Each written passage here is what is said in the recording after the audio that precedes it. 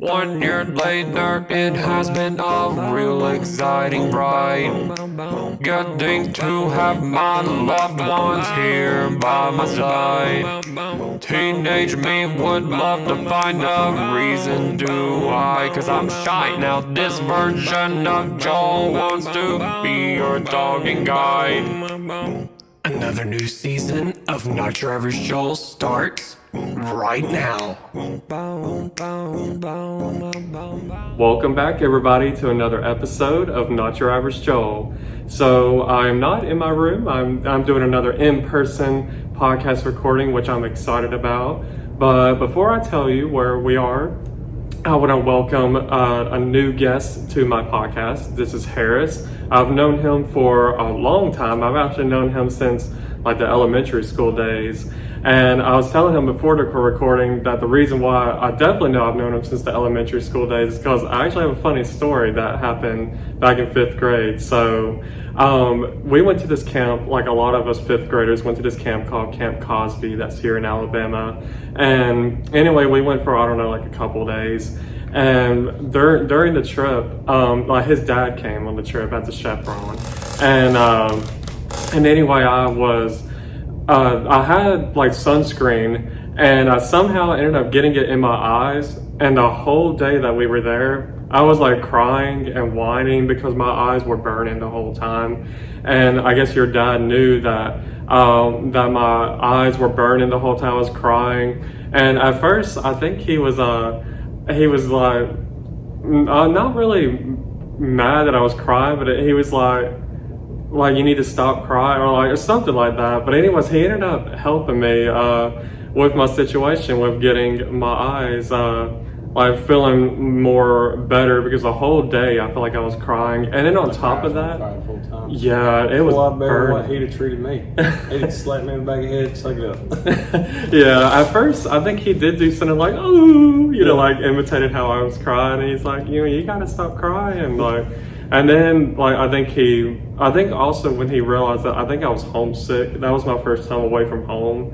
And I think he softened up a little bit. So he ended up helping me with that situation. But that's like one big reason why I definitely knew that I've known Harris for that long, just because of us going to elementary school together. And then also that Camp Cosby trip. So yeah, so shout out to the dad. Shout out to Mr. Godfrey. Oh man. Yeah, so we are actually in Harris's business, which is his martial arts school. This is awesome that I'm getting to do this in here, because I haven't told y'all what the topic is about, but it's in relations to his business. So I first want to welcome him to the channel, and first I want to thank you for letting me be here, and thank you for being on the channel. Well, thank you for coming. I appreciate being a guest. Yes, absolutely. I'm glad that we're able to get to do this. I know we've been in talks of wanting to do this for a while, and I'm glad that we are finally getting to do it. And I'm excited for people to hear about this topic and all of that. But before I tell everybody what this topic is about, I kind of want you to just give us a brief introduction to this place. Like, when did you open this place up, and maybe what are some things that you offer here at your martial arts school? All right. This has been in the works honestly since high school.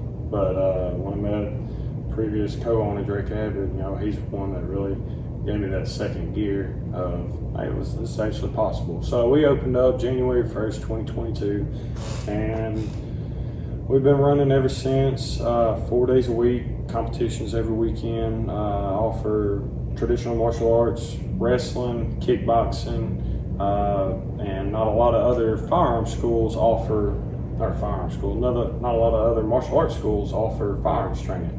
Well, not everybody carries around nunchucks, staffs, swords, commas, stuff like that. Now, I keep some hardwood chucks in my truck, and everybody wants to laugh till you break them out. Yeah. But we carry firearms nowadays. We're in the South, we're in Alabama, especially Blount County.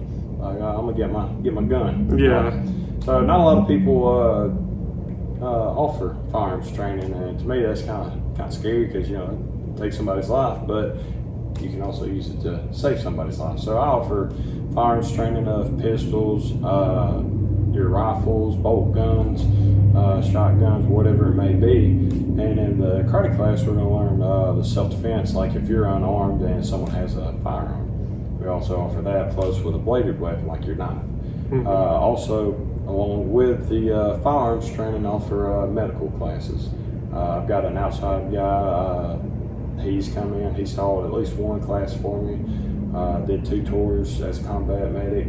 One to Iraq, one to Afghanistan. He's got 19 years paramedic experience, and down in Tarrant. He's actually trying to.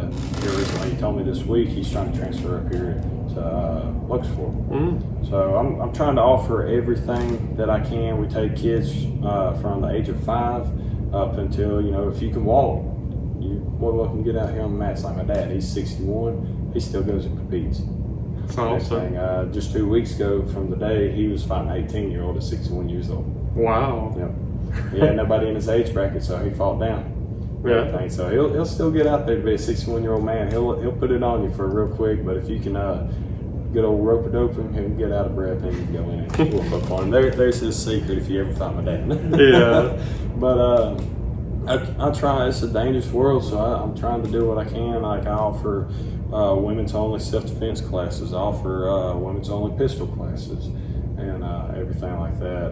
So I'm doing what I can to make people more confident, stronger, and headstrong, and physically, but doing what I can to offer what I know and what I love.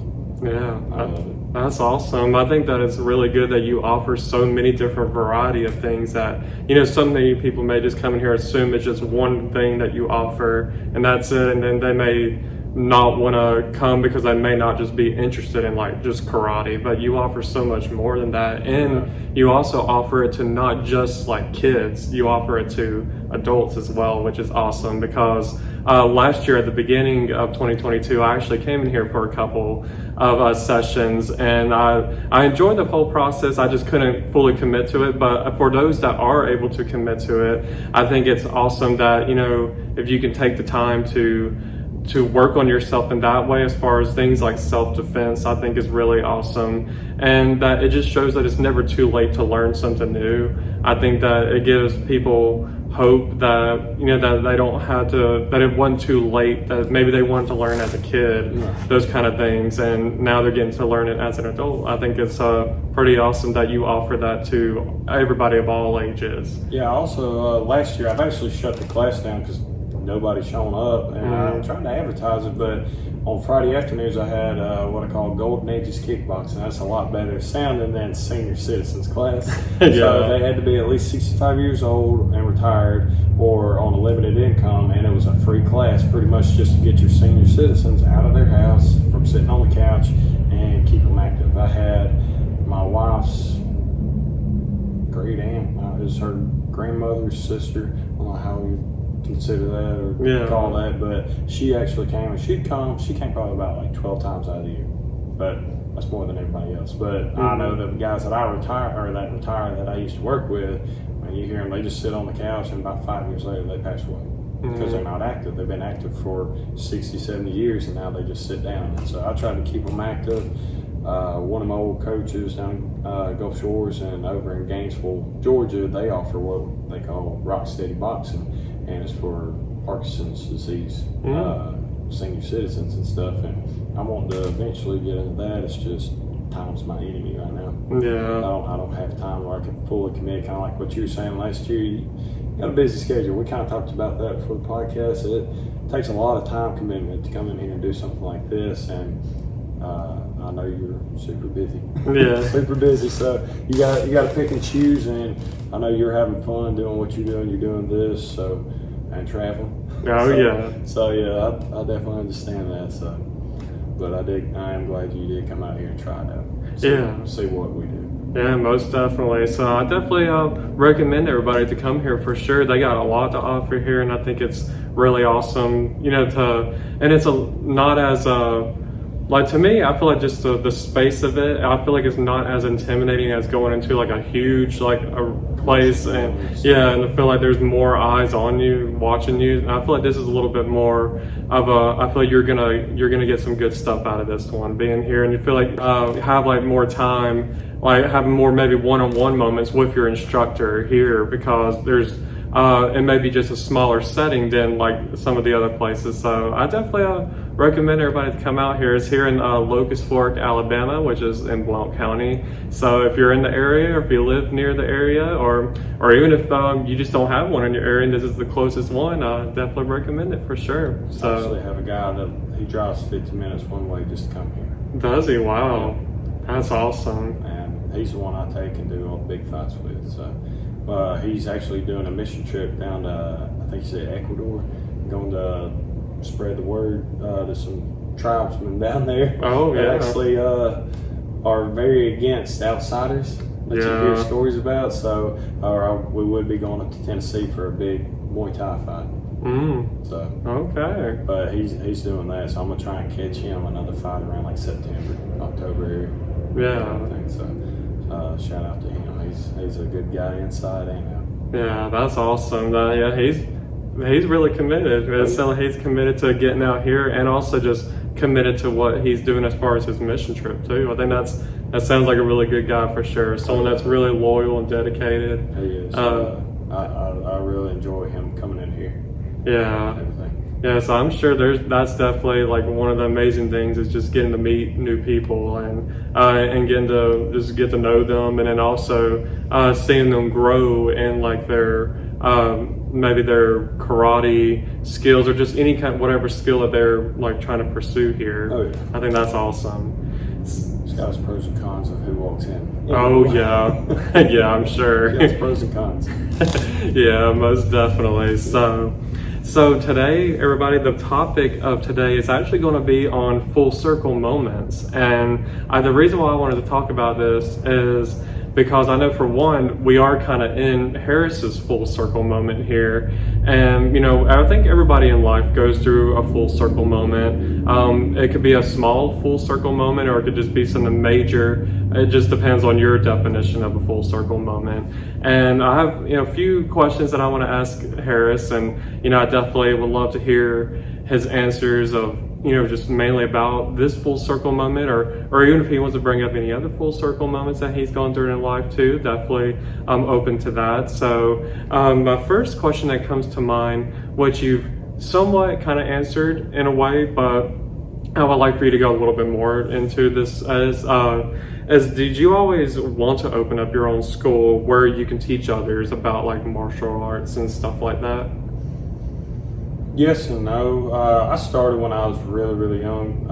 Actually, before I came to Pinson, so I went to Roebuck Park up until 4th grade, and then I transferred over starting 4th grade there at Kermit. But I took a little bit there, then I transitioned into other sports, outside of school sports, and then I got back into it, honestly, back in about 8th grade. My sister was 4 years above us, and so she was a senior when I was we were in 8th grade. No, she was a senior when we were freshmen. Sorry, mix that all up. But the older sibling trying to aggravate the younger sibling. Yeah, we're gonna stuff you in the lockers. They're gonna whoop your butt. You're a freshman. This, that, and the other. I was like, oh crap, I can't have this happen to me. Like, Yeah. I'm no fighter. And so I actually reached out back to my dad and my mom about training, and they found me a gym over in Trussville, and I started going there. And I was like, wow, why is my dad not teaching me? And later on, actually a few years later, I didn't ask him, he just told me, the reason why I have you going here instead of me teaching you is because I wanted you to earn your black belt, and I didn't want, which I've had to earn it with him. I mean, he can't even crack a smile. 25 push-ups right then and there as a 6, 7, 8-year-old kid, drop down, go. And he was very hard-nosed. That's why I was kind of surprised when he said he softened up down there at Camp Cosby. He was mean as even when I was a kid, but that's my dad, though. It's made me to who I am today. But so he sent me off to a different gym. We were there every night, except during wrestling season. But he didn't want other people thinking being my dad, he just gave me my black belt. Oh yeah, like favoritism. Right. Yeah. And but what they didn't know is what I knew. He wasn't going to just give it to me. Yeah. So that's what got me back into martial arts. I enjoyed it. I loved doing it. My first competition, I was 16. My first competition was the only time I ever fought my age bracket, because I was literally a head taller than everybody else. So it was almost like a breeze. I wouldn't say a breeze because, I mean, short people, they're feisty, they're quick. Those are the ones that I want to fight because they're so quick. Yeah. They're harder to fight. Your lighter weight guys are hard to fight because if you can't touch them, you can't hurt them. Yeah. And everybody thinks it's the heavyweights and you just dance around, but then you get a heavyweight that fights like a lightweight. That's a dangerous guy right there. Yeah. But I started competing, did my first fight. Then my dad bumped me up as a 16-year-old fighting in the adult division. And from there on out, it was adult division, 18 to 36-year-old me, and I was fighting. Mm-hmm. And I just enjoyed competing. I liked the feeling of, hey, I'm doing this. I didn't even do it anymore because I thought I was going to get bullied. I tried not to wear tournament shirts, any kind of shirt, clothing that said, hey, this is what I do, because you're always going to have that one person like, let's see how tough you are. I actually had it happen across the highway right here. Oh, wow. And I had a guy pull a gun on me. Whoa. Yeah. Scary. Didn't know at that time it was unloaded. Yeah. I didn't know that because he knew I did stuff like this. He was like, hey, I want to see how quick you are. Mm. Yeah. Oh, my gosh. Yeah. So I when I was going through school, you know, everybody's, you know, chest bowed out like I'm the baddest guy in school, blah, blah, blah, blah, blah. So I never wore any kind of shirts. I just went because I enjoyed it. I enjoyed going to class. I enjoyed seeing my own progress. They would video me every time I fought, whether it be competitively or in class, and kind of like watching tapes with football. And it just pushed me. And then, you know, back in his day, he was sponsored by Coors Brewing Company, American Airlines. His team that he fought on actually won the world title for team fights, and fought the French team down in the Bahamas for the world title. Awesome. I had a lot of pressure on me. Yeah. I had a lot of pressure on me, but I also had a good coach.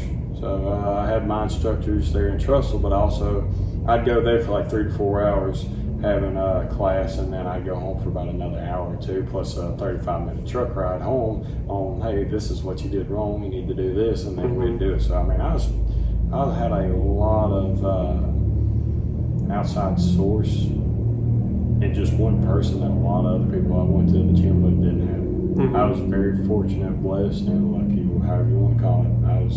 I'm thankful for it, because like I said, it made me who I am now. Got me to the level of competition that I was at, and I just did that for years, and then I kind of faded out. Work got heavy. Working where I am now, we work 5/10s, 8 hours on Saturdays. Well, what do you do on Saturdays? You got to compete. I mean, there would be times, you know, it'd be a local tournament. We'd drive 3 hours, go fight, or it'd be further than that, and you got to sleep in the truck. Yeah. So it just depends on how bad you want it. So that kind of cut me out of my tournament going when I started working where I'm at now. And with that, I started getting into the firearm market. And I got a farm up in Aniana where I take people to go shoot. We've got short range, obviously, on a farm, and we got up to 550 yards if you really want to stretch it out. Oh, nice. And so I got into that, took about a 4-year hiatus off. We used to go on fight nights every once in a blue moon on a Friday night out to Anniston, drive an hour and a half to fight for 3 hours, go eat dinner, come home at midnight. Yeah. That was fun, but when I was competing, I was like, man, I'd like to show people how to do this, but I never took any steps towards it. Once I got my black belt from them, I went about 3 or 4 months, kind of got out of it, started fighting as an independent fighter. And me and my dad actually traveled up to Tennessee because there's a federation of independent schools, so I don't have to fight or train by anybody's curriculum. I don't have to brandish anybody's logo, patch, symbol, whatever it may be. I can fight, or not fight, but train under or teach others under my own name, my own curriculum, my own logo. It is me. But I'm part of a federation. If I need help, I can reach out to them, and they are going to help me. Like, we're all one big chain. But they cost money. Oh, yeah. They cost money, and I didn't have money. Yeah. So that kind of petered out on me, and me and Dad kept competing. we kept traveling, trying to get my name out there, make my name big, trying to find in front of the right person at the right time. And about 3 years ago, Drake Abbott got out of the military. He was in the Army, got out as a sergeant, and he hit me up about, hey, didn't you used to do karate and fight and stuff like that? And I was like, yeah, man, I used to do that. He's like, would you mind like showing me some stuff? Which, man, hey, let's box. Not in a malicious way. He wanted to learn, and me and him right over here, about a mile from the gym, we met up, went down to his basement. We started training, fighting each other, and he kind of rekindled an old flame of mine. Because, like I said, I took about 4 years leave and went into the firearm world. And so we got to talking one day, and I was like, yeah, man, it was a wild idea years ago about doing my own thing, because I didn't know at the time, but he wanted to be a personal trainer. Oh. Yeah. And so we got this crazy idea of opening a weight gym or strength and conditioning gym and a karate school. Yeah. And he actually, I mean, my wife, my family, they all would support me and everything, but kids our age at the time, I say kids, this was only like 3 years ago, but people our age, I didn't think, we could open a business our age. Like, I didn't go to school for it. I don't have a business license. I have a business license. I don't have a business degree. Yeah. I didn't know the first thing. I know karate. I know fighting. I know self-defense. I don't know the first thing it takes to open a business, and he did. So that was my, I guess, that last little push. Okay, this is what I need to do. Yeah. But before that, I actually, I weld by trade and everything. I weld aluminum and steel, TIG, MIG, stick. I can do whatever you want to. If it fuses two pieces of metal together, I can do it. I actually went up to ULA to take a weld test and build space shuttles. Oh, And, wow. I remember my father-in-law, he owns his, I know I'm all over the place, it's gonna come together. Yeah. My father-in-law owns his own plumbing company, Old School Plumbing. Great guy, business, and just gives to any and everybody. Take a shirt off the back, give it to you. Pouring rain, hailstorm, he'll give it to you. Awesome guy. I remember he said a prayer, like, not asking for his own company, but if this is the way you want me to go, make it easy for me. And here we are 5 years later, he's running a very successful plumbing business. Wow. I did the same thing, went and took my 2 tests, stainless steel TIG, aluminum TIG test. On the way home, I said the same prayer. And for about 2 weeks, I didn't hear anything out of either one. Business side of opening a karate school or build space shuttles. I thought that was the coolest thing in the world. Yeah. I build space shuttles. And I'm over in Georgia doing what they call a campaign, and it's like, hey, we would like for you to come back up here and up to ULA.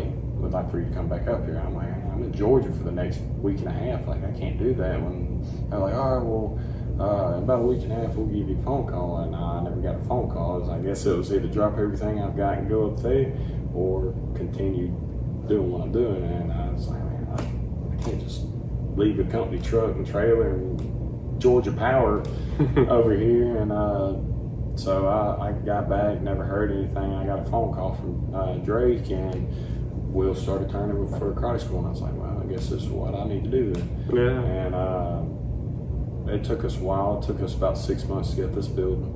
The previous person that was leasing this building, he had a while to get the building he's in now, which is just right across the road right here. But it took him a while to get out, so we were supposed to be in May of 2021, but we actually got in November of 2021, and we started remodeling every day after work. Drake was able to spend a little bit more time in here than I was. Living a mile away, I have a 20-minute drive home, so he spent a little more time here. He got here a little bit quicker than I did due to his work schedule. Yeah. And we opened the doors in 2022, January 1st, and I get the enjoyment of seeing people come in here, break out of their shells, I've had people in here that their first 2 weeks they're not even on the mats. They're back there with mama and daddy, in the kids class doing the moves, and then now they're out here running wild, and people are looking at them like, wow, that kid is awesome. Yeah. And everything. So I finally took that leap of faith with a good friend of mine. He took that same leap of faith, and I actually got to do what I guess me and my dad wanted to do about 12 years ago, and open my own karate school. Wow. And here we are. That was a short story of what actually went into it and everything that got me to where I am right now. Yeah. It was long nights, long weekends, opening this up and getting myself like to the level to where I can teach, because anybody can get their black belt, open a school. We see it all the time, especially with Taekwondo. They're here one day, gone the next. Yeah. And I feel like if you're going to be teaching, you've got to have some kind of credibility behind yourself. And Yeah. I feel like I have some credibility behind myself. I've won a lot of stuff a lot of people haven't won. Yeah. And I've gone places a lot of people probably never go, and everything, even in something that they enjoy. It doesn't have to be fighting. Yeah. So I've fought on the smallest stage in the world, and I fought on the world stage. So I don't announce it a whole lot. Going back to, you never know who wants to try it. Yeah, There's always someone better. Can't win them all. Unfortunately, it sucks, but you can't win them all. But I enjoy teaching. There's days where it's like, man, I don't even want to have class. I just want to go home and go to sleep. Yeah. Especially, working that full-time job and then doing this in the afternoon. Like, there's times me and my wife, we don't get home till 9 o'clock at night. Yeah. And I got to be back up around 4:30, 4:15 in the morning, ready to go again. Yeah. No, it'll pay off. It'll pay off. I'd like for this to turn into a full-time thing. I'm not trying to become a millionaire, just financial freedom. I'd like to be able to eat healthy, work out, and teach others how to punch other people in the face. Yeah. Pretty much. But I'd like to have multiple schools, multiple people. But that takes time. I know when I first got the idea of teaching where I taught at, you had to pay the gym owner to teach for them. You had to have a certification. Hey, I'm authorized to teach this style.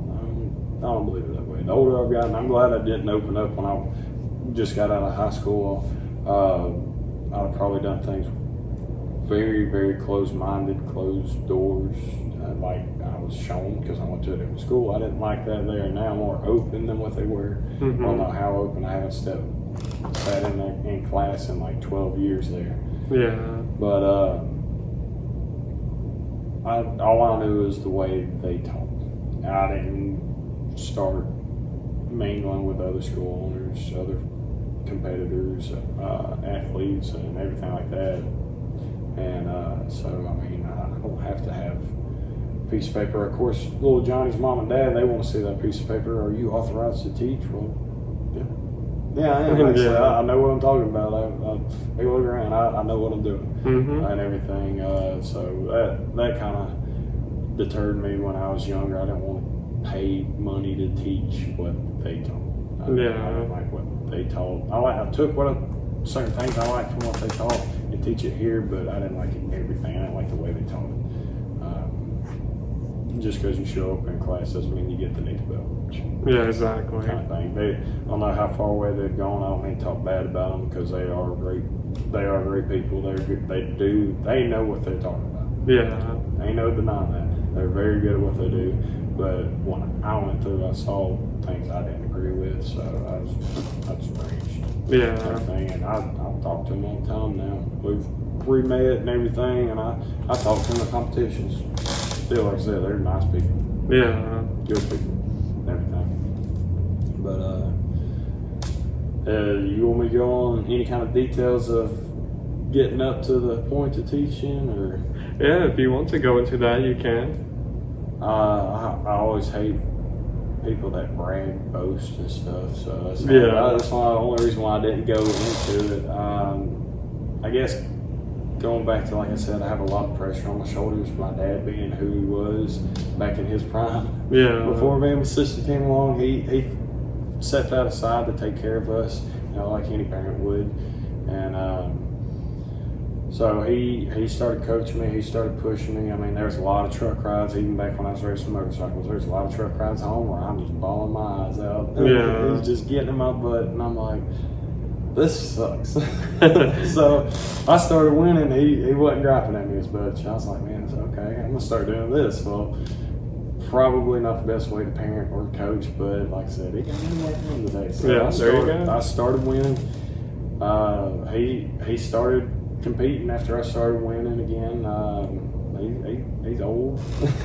He's old. He don't move like he used to, but he will surprise the fire out of you. But back in high school, ran the Alabama karate circuit. I got first place. I was state champ. A lot of people knew that. I didn't never wear my state champ jacket. I think I wore it like 1 or 2 times. I didn't like the fact of being a show off, so I won the Alabama state championship. Men's advanced fighting. As a under 18-year-old, I won that. I've won Battle of Atlanta, Class A fighter. Other than the U.S. Open, is probably the largest tournament in America. Competitions, people from out of the country will come in and fight that. I got the little gold cup right over there on the windowsill. That's probably my favorite trophy because of that. I got a picture on our Facebook and Instagram with me holding that with Bill Superfoot Wallace. Multi-world kickboxing champion. Sit there and talk to the wall, apparently. My dad would say he'd sit there and talk to the wall, carry on a full-blown conversation with the wall, go out there and win a world title. He's a bad dude. So I got a picture with him holding my cup over in Atlanta. It's a three-day fight.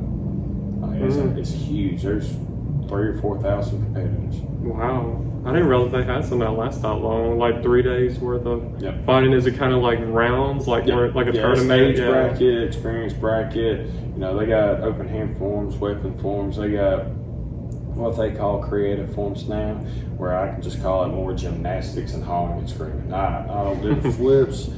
I don't carry around the boom box with me. Hang on, I can't fight you. I gotta have my music playing first. I don't believe in all that.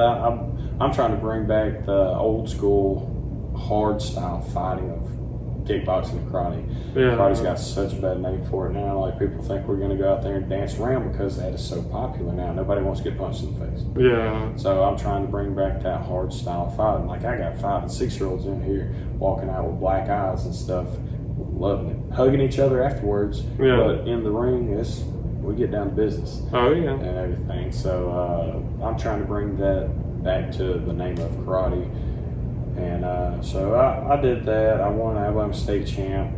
And in July over in Oxford, they have what they call the super fights. You can do it a point fighting or a knockdown, bare knuckle, or I would say even make blows, but back then it was less than that. I mean, you have like 3/16 inch foam. And if you pull your glove back tight enough and you make a tight fist, your knuckles actually stick out past the pad. So, use that information how you will. Yeah. But we were doing that, and I got to fight in front of the right person at the right time. Tommy Denson over in Clay County in Ashland. He was one of Team USA's coaches for Team Alabama. Yeah. And I fought in front of him. I felt like I got cheated by the judges. It happens. I've slicked some judges over in one fights, and I've been slicked over by the judges and got called bad stuff. And I got called bad stuff that day. I threw a temper tantrum. I didn't do it in the ring. I walked off in the locker room, throwing a temper tantrum, blah blah blah blah blah. Doing what you're not supposed to do, not because of the other fighter, but because of the judges. Oh yeah. Like, that's one of the worst things, is to lose because of the judge, not the other fighter. Hey, you beat me fair and square, cool. I'm gonna come back stronger next time. I'm gonna do what I can. I want to win fair, but I want to win or lose fair. I don't want to lose at all, but I want to. If I lose, I want it to be fair. And but I fought in front of Tommy Denson. He didn't see me throw my tantrum. He probably would have never said nothing to me. Yeah. But I got to jump on with Team USA for the World Games, and to me that was like, okay, I'm kind of doing something now. Yeah. And that was wild to me that I got the opportunity. Some little kid from Penton, Alabama was getting to fight at the World Games. Yeah. A lot of people didn't know that. I didn't blast it everywhere. It was years ago. I was probably early 20s. And I was 21 and 22, maybe 23 at the time. I was supposed to go to Johannesburg,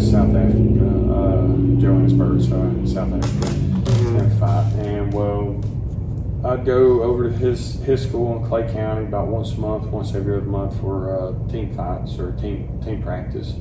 Compete. My dad, he was on the team also. He was going to fight in the senior division. Just that's what they call it. He wasn't senior at the time. He's still in his mid to early 50s at the time. Okay. And so me and him both were competing. A bunch of people that we saw, some very good friends of ours, good guys over in Mississippi. They were fighting for Team Alabama. They would drive from Mississippi all the way over to Clay County, train, and we all got there, followed, making each other better. I started working down where I'm at now. I'm not going to say the name, but where I'm working now. And like I said, we worked 10 hours on Monday through Friday, and we worked 8 hours on Saturday. So that kind of took away a lot of my training time. Yeah. And I hired in as a temp, and you had to have 2 weeks off to make opening ceremonies, be there through the whole competition, and fly back. Well, I had no vacation time. I just went and bought my truck, and I was planning on proposing to my wife, so I went and bought a ring. So I'm like $35,000 in debt right now. Yeah. I was like, I kind of need this job, and they won't let me off for vacation. I told them exactly what I'm doing. Going to represent USA, fighting in the World Games, and they said, talk about it. So I was kind of caught between, do I go fight or do I keep my job? And at the time I was young, stupid, and I was like, I've got to have this job. This is the job. There's no other job like this job, so I chose the job. Yeah. Missed out on that, and then I was kind of lingering around with Team USA, still talked to them, worked out with them, and there's a big fight for the World Games, I think over in India, or it was Great Britain, and I was going to try and take a shot at that. Had vacation time, had a week's worth of vacation. I saved it up, I was starting to save money for uniforms, flight ticket, hotel, food, entrance fee, all that stuff. They didn't pay for that. Yeah. Wild as that is, they didn't pay for that. So I started doing that, and same thing, you got to make opening ceremonies or you do not compete. Well, when I would compete, and opening ceremonies was outside my vacation time, so I couldn't go to that one, and I never went back. And here, a few years ago, World Games came to Birmingham. Yeah. My company actually reached out to me, hey, would you want to represent us at the World Games, blah, blah, blah. They didn't come out and say that, but are you competing in the World Games? If so, what can we do to help? And I'm like, no, I can't fight in the World Games because of y'all. Like, I missed 2 World Games. Like, you think they're going to put their trust back in me? And it sucked because I was at that level. I was on Team USA. I was about to fight in our backyard. I was going to show people that we went to school with, like, we all live our own lives. We're like, hey, I didn't make a crap life for myself. Like, I'm doing something out here. Yeah. And I never announced it when I knew y'all, but I'm out here doing something. And it sucked, man. Not gonna lie. I hated it. Like, here it is, and here I am going to work. Yeah. Kind of thing. So that kind of really put me in a bad spot. That kind of made me kind of turn my back to the fighting world. That's when I took those 4 years off, and I just jumped into the firearms. It left a bad taste in my mouth. I turned and tucked my tail and shed a tear and started something else. Yeah. And then that's when I met up with Drake, and we started this. Like, I've done stuff a lot of people in the world can't say they've done. I know I did go represent the U.S. Down in Mazatlan, Mexico. Me and Dad did it for team fights. Came out undefeated, gold medalist.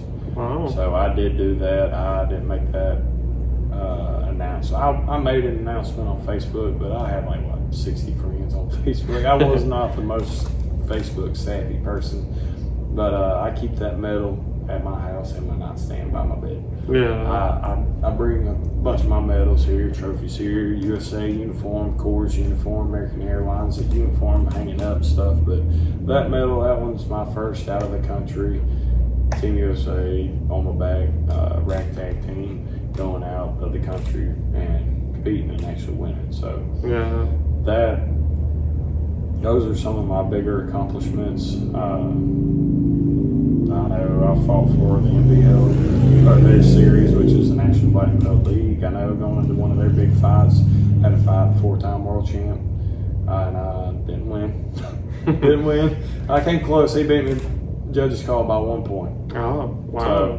So, but I went into that ranking number 1 in the NBL for the Southeast region. Just a tall, skinny, lanky guy out there just trying to punch kick people and everything.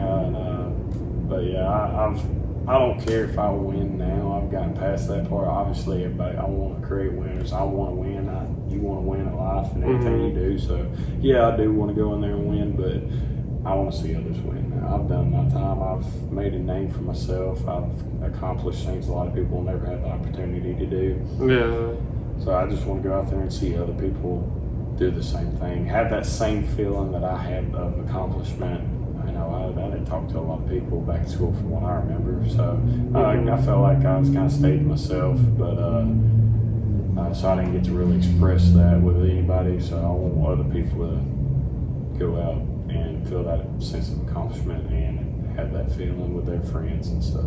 Yeah. Plus, I get more nervous now when I see my guys go out and fight. I get sick to my stomach. Oh yeah, Honestly. Heck, I did Veterans Day Parade last year, and I about threw up. I was so nervous because I got my guys on the back, like, not because I don't have faith in them. It's just like they're giving it they all have, giving their all. Yeah. And I'm like, man, I hope they do so great. I hope the right person sees them. Yeah.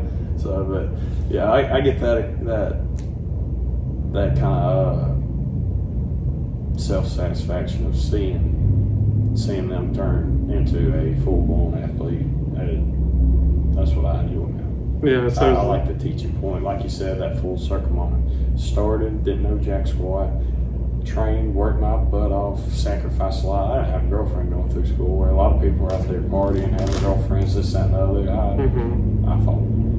And it got me to the level I was at. Yeah. And everything because of that. So I sacrificed all that. Tried to open a school, finally opened a school, teaching, and now I'm putting other people in fights and training them. So that full circle moment was worth it. Yeah. There's a lot of headache, not gonna lie. There's a lot of days, like I said, I just want to go home, take a nap. But I come in here. Like last night, we had people from this side of the mountains wrapped all the way around fighting. And in the heat of the moment, it's like, yeah, here we are. Yeah. I got it now.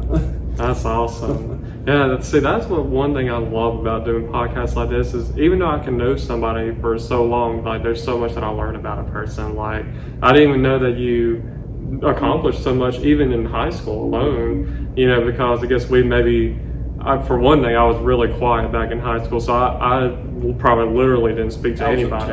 I was a turd. I'm not gonna lie, I was a turd. Like, I don't like who I was back then. I wasn't like butthole, but I was a turd. I was your average teenage turd. It was it. Yeah, so I don't know, this is random, but were you on the wrestling team back in middle school and high school? Okay, so that's one thing I knew about you, so that by the time I knew that you were doing this, I was thinking, well, yeah, I guess that somewhat makes sense. I didn't know the whole journey of like the 4 or 5 year break or hiatus that you took from it, or just not really being as invested with it, either because of your job or something like that. So yeah, so I knew that once I heard that you were opening this up, I was thinking, even though I didn't know that whole in between stuff, I feel like, well, it makes sense because like I knew you from high school as like someone that would do the wrestling with, was it like Coach Richardson? Yeah, I actually did that. He's like, man, why don't you come out and join the wrestling team? I was like, yeah, all right. And now I was like, oh, crap, I should have said that. So that's actually what got me on it. I wasn't going to like just volunteer myself on the wrestling team. He came to me just talking smack and pee one day, man, why don't you join the wrestling team? I was like, okay. And I did, and I wasn't the greatest wrestler, I ain't gonna lie. Yeah. I'm long and lanky. I'm fighting guys that's like they come up to my collarbone. Because I'm so long and lanky. I was 145 weight class. I'm fighting these tree trunks, just built dudes, and I'm like, what the crap? And they've been wrestling for years, since elementary school, middle school, and I'm starting off as a sophomore. And I'm like, what am I doing? I suck on the ground. Like, I want to bite you. I want to stick my finger in your eye. Like, I'm a fish hook you, try and rip your lip open. Yeah. Like, that's what I want to do. Like, what do I do? And so yeah, my first year it wasn't the greatest. I didn't lose every match, but I didn't win every match either. Yeah. And then my second year, I did way better. Came out with a winning record. I think that year we were 29-4 as a team, and we didn't get a whole lot of recognition, which kind of made us upset because we had the most wins as a team out of every sport in the school. Yeah. And the least amount of losses out of the whole school too. So that kind of put a sour taste in our mouth. But my senior year, when we went from 6A to 5A, it would have been a whole lot easier, but I was focusing on my fighting. Yeah. And everything. If I could go back now with the mindset I have now, I'd rather finish out my senior year, but I don't know if I would be where I'm at fighting wise if I did that. Now, conditioning, amazing. Wrestlers conditioning, crazy. Like, it is, to me, at the top level. Yeah. Out of every sport, football, karate, kickboxing, Muay Thai, jiu-jitsu, I feel like a wrestler because it is war Oh yeah. all the time. Where like jiu-jitsu or Brazilian jiu-jitsu is a Japanese stand-up style. Brazilian jiu-jitsu, what everybody refers to, is ground fight. But it's more of a sit back, wait till your opponent makes a mistake. You can go after them. But wrestling is war the whole time, so you gotta be like in immaculate shape. Oh yeah. Yeah, I'm sure. But I didn't have that mindset. I'm that I want to stand up on the punch kind of thing. So, but going back, I wish I could have done it my senior year, but I was just focused on my fighting. Yeah. I want to kick someone in the face. Yeah, I know. Yeah, sometimes we do wonder, like, the what ifs. Sometimes even when we were younger, like even me wondering, what if I was more out there when I was in high school? Maybe what if I was more outgoing? But then I feel like if I was outgoing, I don't know if I would be the same person that I am today. Like you said with like your dad, maybe the stuff that, maybe the way he disciplined you, or the way that maybe he would get on you about maybe your fighting skills, or just anything in life in general, that maybe at the time you took it in like, wow, I don't like this part of the moment at times in my life. But then now looking at it years later, you're glad that you went through, kind of glad that you went through that moment, because it brought you to the person that you are today. And you never know, you may not have had a place like this had you not had that upbringing that your dad put into you. So I think that's really awesome, and I think that's why I wanted to talk about full circle moments, because I think it's just awesome knowing the journey that it takes to get there. And I noticed, I know you say you're not big on boasting, but if y'all can see behind us, there are a good bit of trophies here. Are these all yours? Like all of these that you won? There's one up there hanging on the wall, medal. If you look at the buckle right above the belt, that was Drake Abbott's first MMA win right there. That was his. The boards, Waylon, the guy that was in the Jeep that went by. Oh yeah. He actually competed back in March in board breaking competition. And he got that right there. That's his medal. And then like Lexi, she started back in January. That's her sword, her display, and everything. Those are her medals. And then I got a little 14-year-old girl, Dream. I just took her to ProMAC, which is a Pro Martial Arts Conference. Took her to that fight 2 weeks ago. When I signed you, my 61-year-old dad was fighting an 18-year-old. Yeah. She got 2 first and 3rd. Wow. So it's a lot. Like I've thrown it when I was trying to get trophies to come down here and display. Like throw myself out there. I've got a couple like my dad's over there, and his girlfriend down in Gulf Shores, her trophies, and one's on the wall over there by the certificate. Jeremy Randolph. He's one of my black belts in here. He's quick. God, the kid's so quick. And he's good too. Those are some of his medals and everything.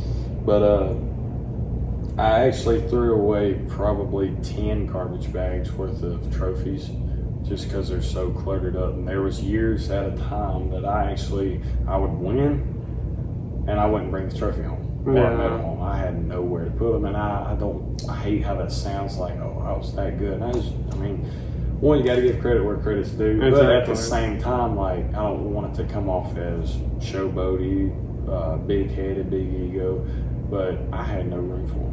Yeah. I literally had no room, so I just, whatever.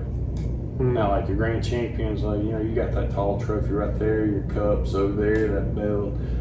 Sometimes you win money, sometimes you win swords, displays, and stuff like that. But I'm gonna keep.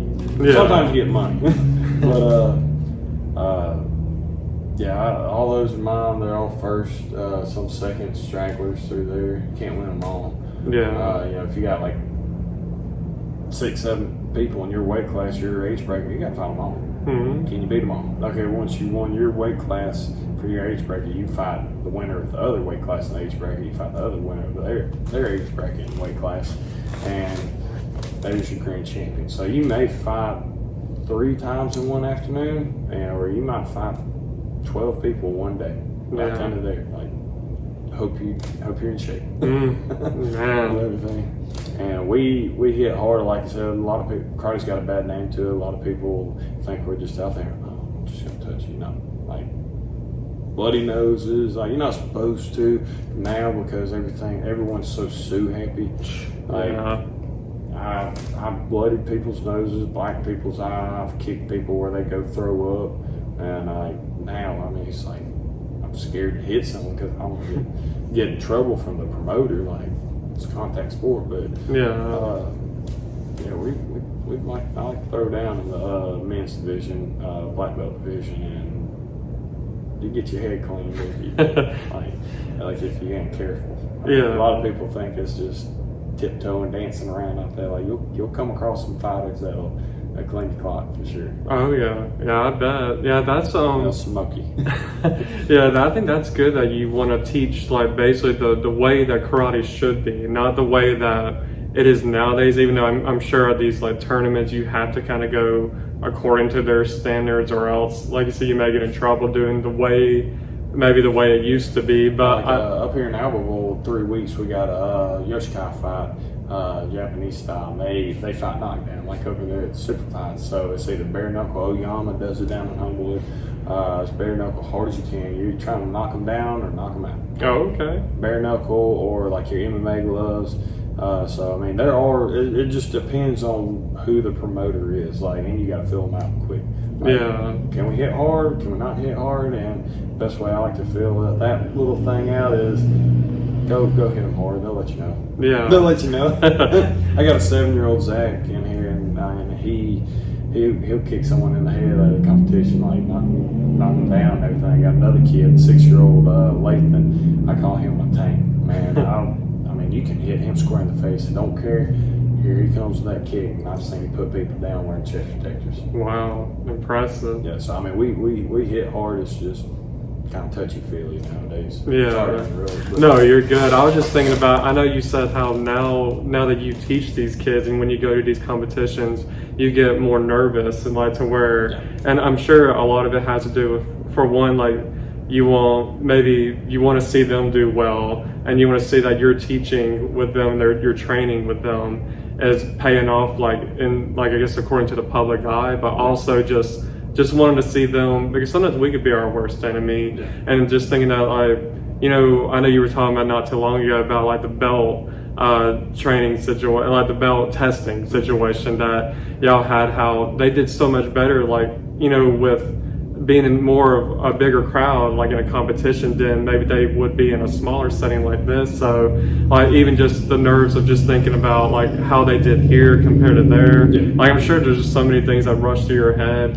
and that's to where it gets to where you get nervous with those kind of things. So it makes sense. Running the business and everything, my name's on the line, but that's not it. It's like what you said. Like, I try and treat it like a family. We call ourselves a little karate family, like. Yeah. And it's honestly like that. Like I was saying, I have people helping me out. Like, if it wasn't for them, this place would not be open at all. There's a lot of people behind the scenes that help out, and I'm very blessed to have them here. But yeah, my name's on the line when they go to competitions, but I'm more like, I want them to win. Yeah. Like, even if they don't win the whole shebang, as long as they don't lose. Yeah. I have a little bit of confidence boost. Like Dreamer, she just won her first fight 2 weeks ago. That pro man fight. Yeah. She's still on cloud 9 right now. She's up there, like headspace. So that's where I get that enjoyment. That's why I want to see them do so good more than myself. Yeah. And everything. Like I'm gonna be competing. It's August 19th. I gotta win. I don't know if I'm gonna win. You never know. It's a game of chance. But I'm training more. Like I'm doing it for fun, but at the same time, like I got this on the line, so I've got to do good. Yeah. But on the inside, I don't care if I'm winning or not. I'm just going out there to like show my guys, like, hey, this is how you're supposed to carry yourself, how to act. Like I hate, like I said, the showboaters, the boasters, stuff like that. Yeah. So win or lose, keep that level of respect to the other person. That's where your martial arts training comes in, that level of professionalism. Yeah. Not only to yourself, but to the other person, the judges, the promoter, your students, and everything like that. And that's why I'll go out there and compete now, is to show the people that don't know anything about tournaments, this is how you're supposed to act. Yeah. Like when I threw a temper tantrum over an officer, I didn't do it on the mats. I went off to myself. But, and I don't like that I did that. I got those sourpuss over here, but yeah, definitely. There's a lot of emotions invested in this. Oh, a yeah. lot of emotions. So, I mean, like I said, I wasn't mad at the other guy. I wasn't like, by the end of the day, like, it was no problem. But in the heat of the moment, like, I can't believe that just happened. Yeah. And it happens. Oh yeah, most definitely. Yeah, I'm glad that you shared your whole story with that, because like it shows even the challenges to get to where you are now. Like with that situation with the judge, or even just any other situation like with maybe with your job at the time that wouldn't let you go to the Team USA World Games, which is pretty impressive because I didn't even know that. So I think that's such a huge accomplishment in that as well. And just seeing all of the like trophies and all the medals that you've won, and just hearing all of the titles that you've won, I think is really impressive. But I think it's good that you're even being honest about like the challenges, and that like you didn't always win, and then also just knowing that that there were things that maybe were obstacles that you had to overcome, not only with maybe financial stuff, but I'm sure there were like many other things, like to get this business going, that was something that you had to really pray about, or really just try to really make sure this is like what I'm supposed to be doing. And because I know you said you were kind of on a crossroads between two places with this, and then your other journey that you were thinking about going down too, but then this one kind of came upon you, and we're now here today. So I think that it's good that you even shared some of the challenges that you had to overcome to get to this moment. And I'm sure that there's still challenges that you still have to overcome, I'm sure. Just pray about it. Yeah. Like I believe in power of prayer. Yeah. Honestly, if it wasn't for God, I wouldn't be here. So, like I said, I've also got an amazing wife, super supportive. It's hard on her. Mm-hmm. It is honestly hard on her, and I feel so bad. But I'm like, I finally got it. And then I'm trying to make this the full-time job so I can actually spend more time. And she knows that, and she knows it will eventually pay off. But it's so hard on her, especially having a 3-year-old daughter. She's pregnant, 7 months pregnant right now. So that's 6.5-ish, 25 weeks, 2 days. Yeah. It's hard on her, because I'm gone. I'll leave the house about 4:30 every day, 4:35, and I'm not getting home till 9 o'clock at night. Yeah. And but she is so supportive. My wife, my in-laws. in-laws, they're supportive. My father-in-law, you know, when that plumbing company, he came in here, helped plumb this, helped put in the vanity in the bathroom. My dad actually gave to me, and you know, Drake's dad, his family, you know, he's the one that put in the ceiling in the back for us because it used to be open. And then, you know, my mom and dad, and my mom, you know, she's another cheerleader, always trying to give me little bits of advice here and there. My dad, you know, I run to him for questions, and then like some of the karate moms that'll stay over here in the corner that help out. Yeah. Like we got a car wash tomorrow, they'll be up here working just as hard as I will be. They're awesome. So I mean, there's a lot of help behind it. You know, a lot of prayers. Oh yeah. Any kind of challenge I have, I do have I feel like I have a good team behind me, and it's crazy that so many people would want to see or to help so much just for me to have what I wanted when I was a kid. Yeah. And everything. So I try and, you know, give them all. When I come out here those days that I just want to go home, it's like, all right, let's get it. Yeah. I can get in there, but it's like Thursday, man. I cut class early. I had them probably doing 5-year-olds doing 100 push-ups, jumping jacks, wall sits. Like, I'm gonna get in your butt, but it pays off. So Oh, yeah. I guess that's why they know I do it for a good reason. So that's probably why they help us so much. But yeah, I'm thankful for a lot. Yeah. Oh, most Whether I definitely. express it to them or not. So on the inside, I'm not big on the I love yous and the thank you, but on the inside, yeah, I'm screaming it. Oh yeah, most I'm definitely. screaming it. Yeah, I love that too, that you get to even see the rewarding stuff out of it. Not only do you have a support system that's backing you up, like your family and your in-laws, but then, like you said earlier, that you have a family now that you started this business, this karate community, a martial arts community is now your family. And I think that's even rewarding in itself too, that you get to, even though these kids are not your biological kids, but you take them in as your kids, and like you get to see them grow, and like then you're just kind of imagining 10 years down the road, what are they going to be like? And you know, and because of your teachings and seeing how well that they do in life when it comes to the fighting world, I think that's awesome in itself. Yeah, because I try and teach them it's hard because sometimes I don't go into detail on it, but like some of the stuff that I'm teaching out here on the mats, like I'm trying to teach them on the mat skills and off the mat skills. Like, Yeah. 9 times out of 10, they're going to be spending their days in a classroom, in a school system, around people they know. I've gotten in 2 fights outside of an actual sanctioned event.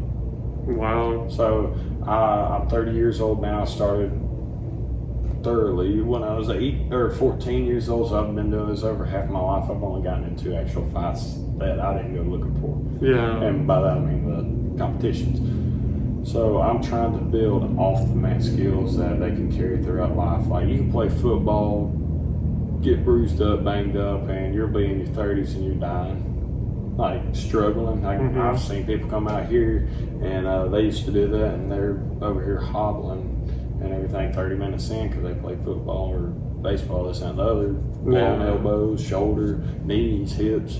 And so I'm like, I'm trying to help you, give you some kind of skills like that'll go through life instead of a sport like karate, wrestling, or kickboxing that you're going to do through high school, and it's going to leave you banged up for the rest of your life. Yeah. My dad's 61 years old. He's still competing. Can't hurt you too bad. Yeah. Can't hurt you too bad. So I'm trying to give people stuff that'll travel through life and, you know, help them like with the job interview, that confidence, that sense of perseverance, that patience, and everything. I'm trying to give them that, and I'm trying to explain to them this is why I have y'all doing what y'all are doing. It's not because I say something y'all do. It's like there's a reason behind everything I do. Yeah. You do it for a specific reason, kind of thing. So. Yeah, most definitely. I love that you not only teach them how to be like a better fighter, but you teach them on how to be like a better person in general. Like you said, with even like being respectful to not only, even though like you said with your situation, even though you didn't like what happened with the judge, but you still had enough respect to not do it out there in front of everybody. You went to the locker room and, you know, had your moment. But I think just even the sense of respect and, like you said, patience, and all that confidence. I think that it ties into the real world, and then even like you said with classrooms, how nowadays people get bullied and stuff like. And well, I know it happened even back when we were in high school and stuff like that, but like it still happens today. And then on top of that, like with social media, there's even more bullying with that, to where he's exposed to the whole world too. So like just trying to even carry yourself in those moments too, to where, I mean, not that you would hope that you're going to get into a fight, but if you were, like, you would have to defend yourself in a way, that's like a moment too where you can have that self-defense, or even trying to be the bigger person. There's just always something to learn out of even those situations. And I think it's good that you have, that you're teaching that with these kids, especially so young, because kids are like sponges. Like they take in everything that basically like a grown-up does. And of course, they hear from their parents, and they maybe act the way their parents act, and talk like their parents. But then even being so young, they come to a place like this and they see the stuff that you teach them, whether it's on the mat or off the mat kind of situations. And I think that's even big too, that they're getting basically a whole. Basically they're kind of having like the mirror in front of them, like a self-reflection of who do I need, like how do I need to be in life, and like what's going to bring me far in life long term, as far as stuff like patience and stuff like that. Yeah, gotta have patience if you're going to teach a 5-year-old how to do karate. Oh yeah, yeah, gotta most have definitely. patience too. So, I mean, I have a lot of parents. They're like, "Man, I don't say how you do that." I'm like, I enjoy it. Yeah, I enjoy it. But yeah, this takes a lot. I'm gonna get one of my questions out for you. okay. Since I feel like I've been rambling on for like 40 minutes on, I feel like just one question. Yeah, you're good. But my one question is, you've been doing podcasts for a while, but how big do you see yourself growing in this podcast series of Not Your Average Joel, which, by the way, I love that name. Yeah, thank you. But how long do you plan on continuing, and how big do you see yourself growing? And like I said before we started and hit record, I've started a Patreon, and that's about it. Like I said, I haven't uploaded any videos. I've got that for those people I work with that they drive 30 minutes the opposite direction from work, so it'd be a waste of time and money for them to come up here. Yeah. So I want to upload videos on Patreon. Like, I'm not trying to become a millionaire, but I know pretty good skills, so like I'm not just gonna give it away. Yeah. So I'm gonna try and make a little bit of money off of it. Have you ever thought about starting a Patreon to help fund like your traveling and do like videos, podcasts with people you may meet from traveling? Do you plan on like growing podcasting something bigger than what it is, possibly becoming a full-time job?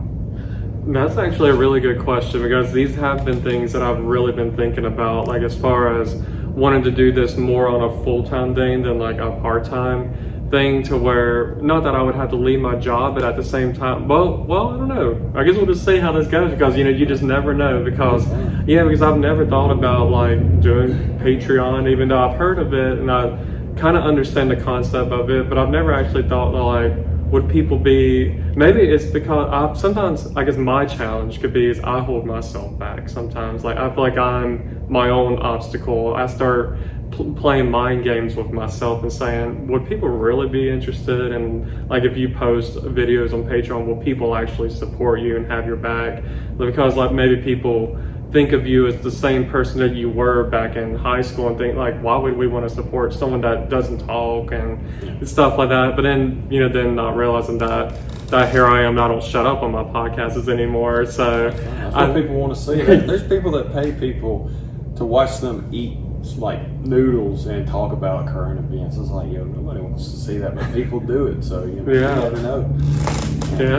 Everything, but that's that's one thing I noticed when you first came in last year was like, you've definitely opened up, and that's for the better. I know we really didn't talk a lot in school. Like I said, I was a turd head, man. I'm sorry for all the people, the way I acted like I was a goober, but I'm glad I'm not like that no more. But you definitely opened up, and like I said, that's a good thing. Yeah, and I think one thing that helped me open up more was all the traveling that I do now. Like, you know, some of the traveling that I did involved like group traveling with people that I've never met. Like, it was basically, I'm traveling as a solo traveler, but I'm going into this like group traveling thing with other solo travelers. So that was how I was able to open up a lot more. And then I was thinking, if I can open up with these strangers that are from all over the country, like, why am I not opening up with people that I've known for years that probably hardly know me? Which is kind of why I decided to do this podcast, because I was thinking maybe people have this mindset thinking, oh, that's just the quiet guy from school. Like, he doesn't talk. No one wants to hear from him. But then I kind of want to prove people wrong, that like I'm more than just that guy that's just standing over there in the corner that doesn't talk. And I have a lot more to say than what people assume. You know, so that's what maybe want to do this. And as far as like a long-term thing, I would love to do this long-term. I think that the idea of having like these podcasts are awesome, and like getting to do like whether it's in-person ones or Zoom, which I mean the Zoom ones I'll have to do for people that are outside of the state. But if I ever got to where it was a full-time thing and I was able to travel to where they're at, I think that would be awesome. So there's so many things that I have in mind that would be cool, but then I start holding myself back. Like, one thing, like, I wish I had like my own studio, like like a place where even if it wasn't like you know, we had the mic stands and all that, you even have like a couple of nice comfy couches, and you just kind of feel very homey and feel very like just comfortable. Like these lazy boys were saying. Yeah, exactly. So, you know, I think that you know, just having something like that would be cool. But then I started thinking of the financial stuff. Where would I have that at? Would it be like downtown? I don't know, like as much around like all of that stuff. Would I have to rent out a space, and how much would that cost? But eventually, I think that would be cool, having like my own studio. Yeah. So I think like even trying to make like something like finances, like getting more out of financial debt, like with the help of this, would be really cool. So like the idea of like Patreon would really be interesting, like, to look into. I haven't really fully thought of that, but I think that it's something worth investing time at least to look into. So that's my thing. It's like time is my enemy, and like I said, I've created Patreon. That's about as far as I've gone. I've downloaded the app to make the videos. And it's just, you know, baby on the way, working 2 jobs. I'm hard pressed for time, and I get tired. I get really tired, so mentally and physically. And so I would like to start doing that, and I know that would help out a lot. But I also feel like I'm gonna be, I guess, like you said, who's going to actually sign up for it? Is it going to be a small, close-knit group that's only going to do it? Like, how am I going to push through that barrier to, like, open up? Like, how am I going to get my name out there and everything? Like, there's all the time I want to post pictures. Like, Thursday night, we had a big adult karate class. Last night, we had a big adult kickboxing class. Like I said, we had match right. People on this side of the match wrapped all the way around, and I mean, I don't have enough mat room for those people. I can't take pictures to post out there, so like, how am I gonna find time to like take these videos, break them down? Like, I could probably drop a video a week for the next 5 years with the stuff I want to make content of, but where am I gonna find time? So I mean, I definitely feel you on that, and I feel you on the you're holding yourself back kind of thing, because that's how I was. Like, kind of scared to take that leap of faith. Like, I had all these people tell me like, yeah, you could do it, and I was like, man, a lot of work. I don't feel like doing it. And then like, I don't know if I want to put in the time, money, and effort, and then it not work.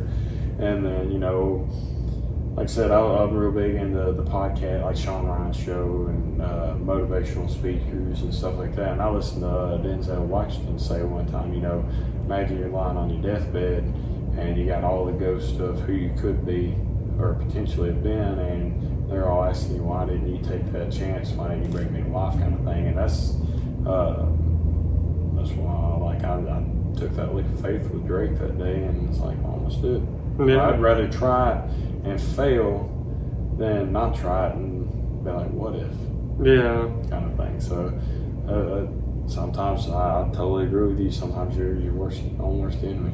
Yeah, that's definitely one of my biggest challenges is sometimes I'll hold myself back from actually going after something, especially like even with this podcast. That's why, even though it's probably not the right attitude to have, but like sometimes I'll post on Facebook. I think I actually did this, and you may have been someone that did comment on there. Like I posted something. Yeah, I was like, I'm thinking of this idea of doing a podcast.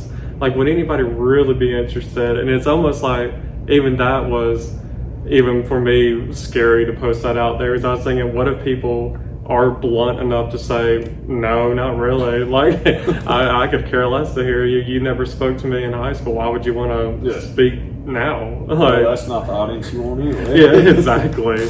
So, but then I started getting a lot of people like, yeah, go for it, and like, yeah, you should definitely do this, and at least see like what's out there, and like any topic that you want to talk about. And you know, that was one challenge too, is figuring out like, do I have to have a target audience? Like, you know, with podcasts, some people target specifically maybe a podcast for women or a podcast for young men around like 20s and 30s. But for me, I was thinking like, I kind of want to break that barrier. Yeah. Like, I want it to be open. For anybody. Yeah, for anybody and everybody. Like, I want Age, race, and sex. exactly. Like, I want everybody to be involved in it, and even if a specific topic is not for that person, maybe they're not as interested. Like, because like for me, and especially in season 2, I started talking a lot more about my faith.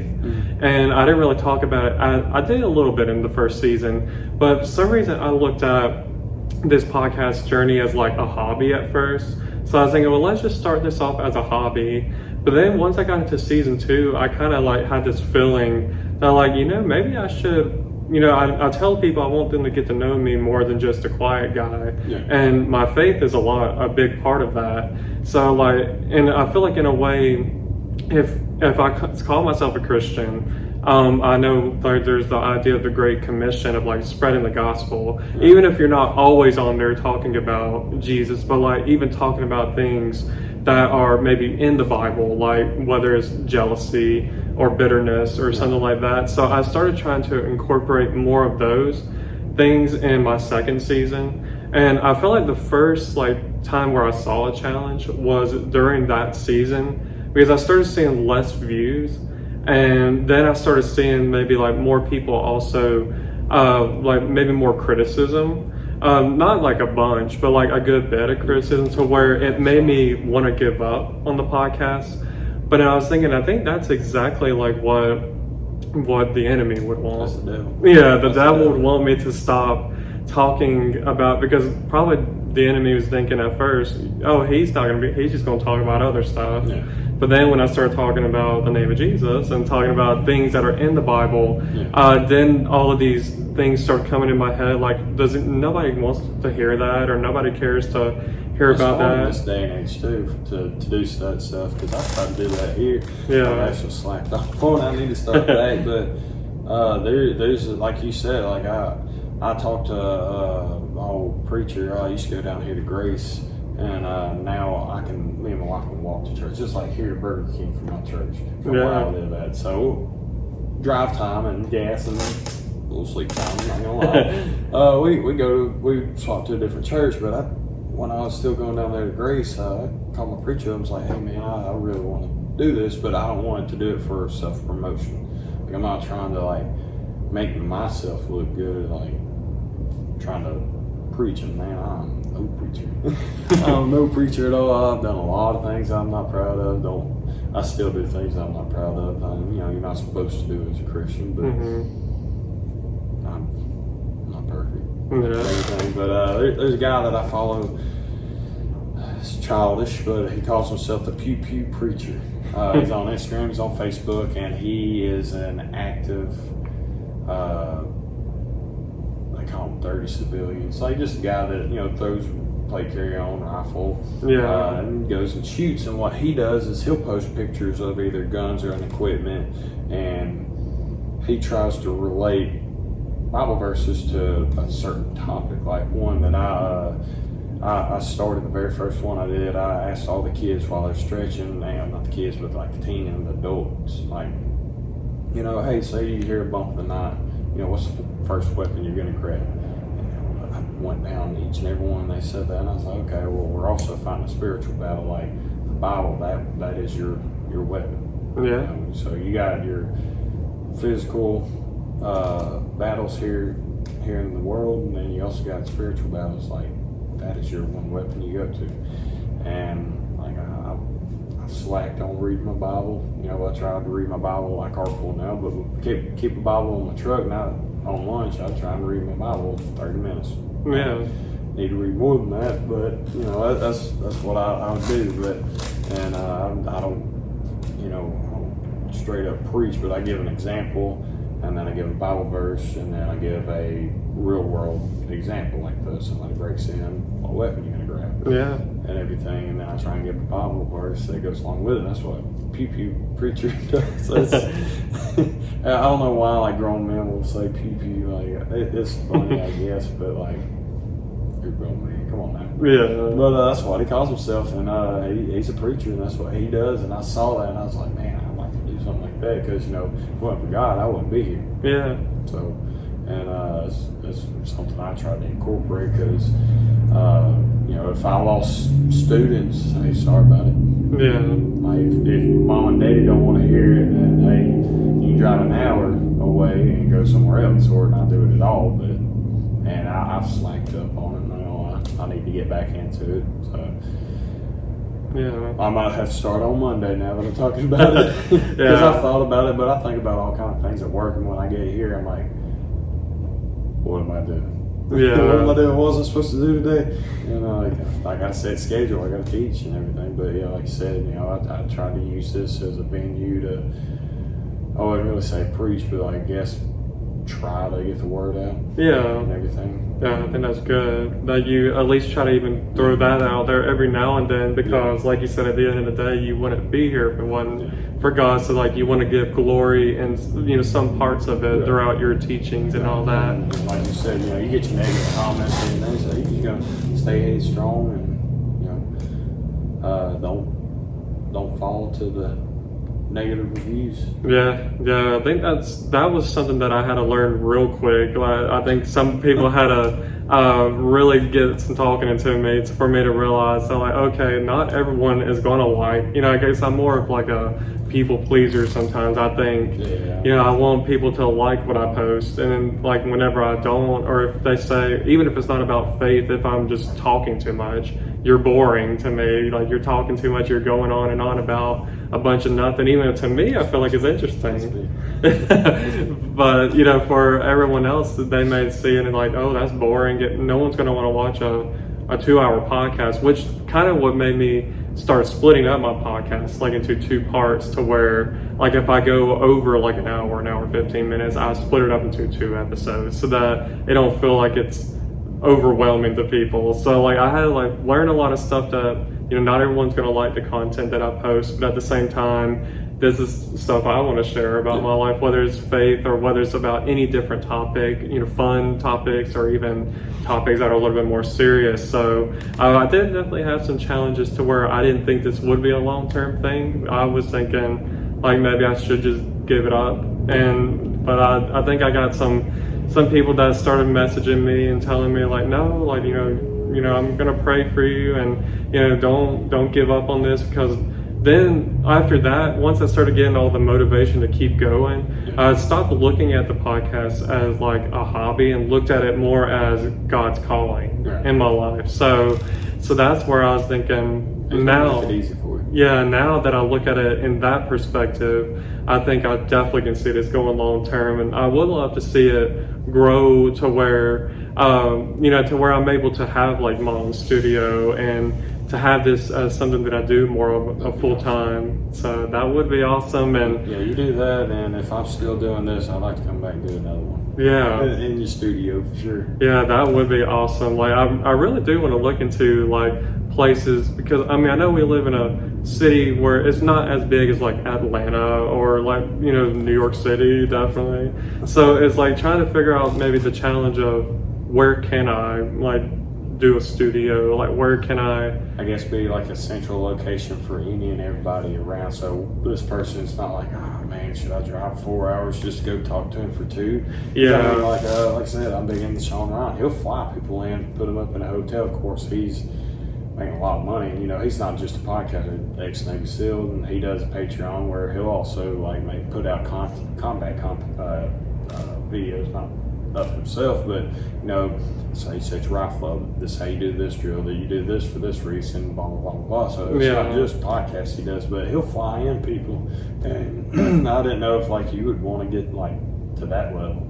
That'd be cool. That really would be. I feel like that's something that it's over my head because I almost can't imagine it, but the idea of it sounds really like amazing. Who's to tell you that you can't? Exactly. That's why I told myself about this. Like, who's to tell you that you can't do it? Yeah. So I'm definitely really gonna really look into all of this because it would be really cool to kind of work my way up even more to where I'm not doing like Zoom calls. I'm actually having more face-to-face conversations with people, and I like that. That's what I've liked about this season so far with all the recordings I've done. Is most of them have been face-to-face. So I do like the idea of getting to sit with somebody and actually talk to them instead of feeling like I'm worrying about, oh man, am I going to get kicked off? Because that's happened before where I've gotten kicked off my own Zoom calls because of the internet connection at my house. So, like, it seems like it always happens on a Friday night. Like, anytime I do a Friday night podcast, and then it's like, yeah, there goes my internet connection. Then I have to jump back in, and then I'm worried, did the recording save, like, at that point where I got kicked off, which thankfully it does. But the first time that happened, I was scared that, like, I was like, oh, man, we were, like, almost done. We were, like, 15 minutes away from being done. Did this go through fully? Like, can I convert it to the video? And it did, thankfully. But there have been, you know, I just want that pressure to come off to where I have more in-person recordings and like even more of a professional setting, like a studio with the mics that, you know, you can sit there in the nice couches or even a nice chair and all of that. I think just the idea of having that and an area to where, like you said, that people can travel to and not feel like, is it worth coming to? Because like I've gone out to like near Tuscaloosa to do podcast recordings. I've gone up to Guntersville to do recordings. So like that's right now my, I guess, dedication and commitment is like going to them. But like I would eventually like to have a studio to where they can come to me if possible. If not, then, you know, of course the Zoom still works. There's a lot of equipment you gotta load around right there. So I'm definitely, you know, can see this as being a long-term thing. I just got to put more effort on my part as far as actually doing some research with all the stuff like Patreon and even the studio, and because I would like to see this, you know, become bigger than what it is. So I'm hoping, you know, fingers crossed. So yeah, because I know I do keep myself a little bit busier too these days with even like traveling too. So like I know I once I get to where like during the cold weather I don't travel as much. So I know. Reason behind that? I think just I don't know if it's just because of like a lot of the stuff that I like to do are outdoor kind of things, whether it's like exploring the city. Cold, so I'm right there with you. Cold weather. So I'm a little bit more acclimated to the warmer time. That's what I like about. I like, you know, being down here, even though sometimes it can get really hot and humid. But I still like the idea of like, you know, if you're too hot, you can at least jump in a pool or a lake or go indoors. But like with you take clothes off, but it sucks putting clothes on. And even when you have layers upon layers during cold weather, you're still cold. So. The only thing that keeps me warm is my coveralls I take when I go home. Like, I'll actually catch myself sweating in like 20-degree weather. And everything, but like the kid from the Christmas store, just. I have another question for you. With you saying that, what has been your favorite place that you've traveled to, and is there a certain place that you've not been to that you extremely want to go to? Okay. Yes. So Okay. like I said, I got 3 questions, but they're like 2-part questions. Yeah, okay, I do like this one. So as far as places that I've been to so far, I'll give an answer for within the country and internationally. Yeah. So my favorite one that I've been to so far domestically is Colorado. Yeah, I'm a And little jealous of that. yeah, and that was part of like a couple of years ago. I went to Mount Rushmore on a road trip with my family, and we went through a bunch of different states. And Colorado wasn't initially on there, but my brother, one of my brothers, is a big Denver Broncos fan because of Peyton Manning. So so we were thinking it's not like that much farther out of the way to go to Colorado, and I have family there too that lives in Aurora, which is near Denver. So we're like, we got to go through Denver, we got to go through Colorado. And then of course there were other things in Colorado that we wanted to see. Like my sister-in-law's a photographer, and she wanted to see these like red mountains. They were called like Garden of the Gods, and it's in Colorado Springs. So we're like, okay, like from Google it looked nice, so we're like, we're gonna do that. It's only an hour south of Denver. So yeah, we went to Colorado, and I think just seeing just all the stuff that you don't see here, like, you know, here we see a lot of green, Right. but there it's just a lot of reds, a lot of browns, huge mountains, and it just, the people were actually really friendly, and I just love the whole, just the scenery of it all. There's just so many things you can do in Colorado, and there's so many things in Colorado I would love to go back to see. Like I've only seen Denver and Colorado Springs, but like I would love to see even like Vail and like Aspen, like would be really cool. But as far as internationally, I think my favorite country, I've only been to 4, which I know people would be only 4. I Like, was say only 5. I've only been to Mexico. I'm sorry, Mexico neighbors. so yeah, so far I've only been to Greece, I've been to Canada, Mexico, and Ireland. And that was the order that I went to those countries.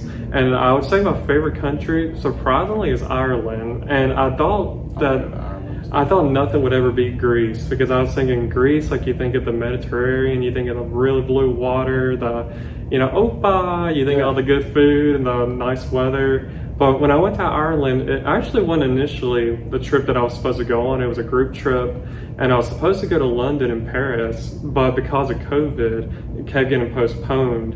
And then eventually got to the point to where no one was signing up for that trip. So I was thinking, well, I gotta think of a plan B.